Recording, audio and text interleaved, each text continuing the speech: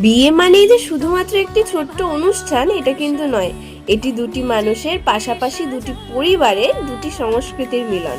সেই কারণেই বাঙালি বিয়েতে কিছু জিনিস শুধু সাজের অংশ নয়, তারা বহন করে দীর্ঘদিনের ঐতিহ্য আর বিশ্বাস। তেমনই একটি বিয়ের জন্য আমি নিজের হাতে গাছকৌটো, খইদান কুলো এবং পান পাতার উপর কলকা এঁকেছি।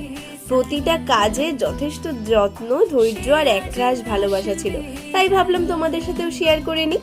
গাছকৌটো বানানোর সময় মনে হচ্ছিল এটি যেন নতুন জীবনের প্রথম শুভ সূচনা।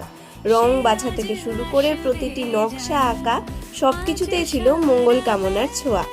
গাছকৌটোতে থাকা প্রতিটি উপকরণ যেমন সুখ ও সমৃদ্ধির প্রতীক, তেমনি তার গায়ে আঁকা কলকাগুলোও নতুন দাম্পত্য জীবনের জন্য আশীর্বাদের ভাষা হয়ে উঠেছে। আর তার সাথেই খইদানগুলো বাঙালির বিয়ের এক অপরিহার্য অংশ।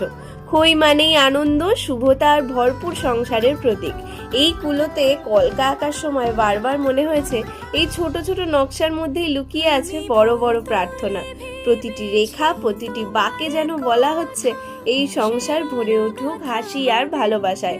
সবচেয়ে সূক্ষ্ম কাজ ছিল পান পাতার ওপর কলকা আঁকা। পান পাতা যেমন পবিত্রতার প্রতীক, তেমনি এর ওপর আঁকা কলকাও খুব যত্নের কাজ।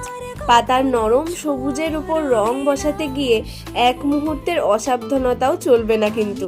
তবু এই কাজটাই মনে সবচেয়ে বেশি শান্তি দিয়েছে। মনে হচ্ছিল যেন রঙের মাধ্যমে দুজন মানুষের ভবিষ্যৎ জীবনের শুভ কামনা লিখে দিচ্ছি।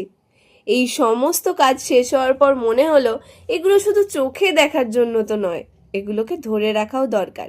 তাই এই মুহূর্তগুলোকে ভিডিওর মাধ্যমে ফ্রেমবন্দি করে নেওয়ার সিদ্ধান্ত নিলাম।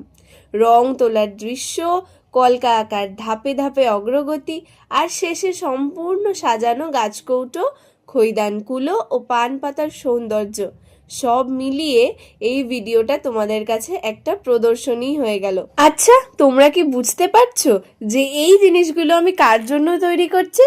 যদি বুঝতে পারো তাহলে কমেন্ট করে অবশ্যই কিন্তু আমায় জানিও। আর আমার কাজ যদি তোমাদের ভালো লাগে তাহলে তোমরাও তোমাদের স্পেশাল দিনের জন্য বুকিং করতে কিন্তু একদম ভুলো না।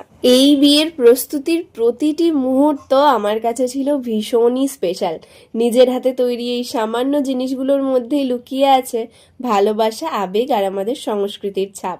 এই ব্লগ আর ভিডিওর মাধ্যমে সেই অনুভূতিগুলোই সবার সঙ্গে ভাগ করে নিলাম। তোমরা জানিও এই ভিডিওটা কেমন লাগলো, এবং আরো কিছু কাজ আমি তোমাদের সামনে আবারও আনবো। দেখা হচ্ছে পরের ভিডিওতে। সবাই ভালো থেকো আর সুস্থ থেকো।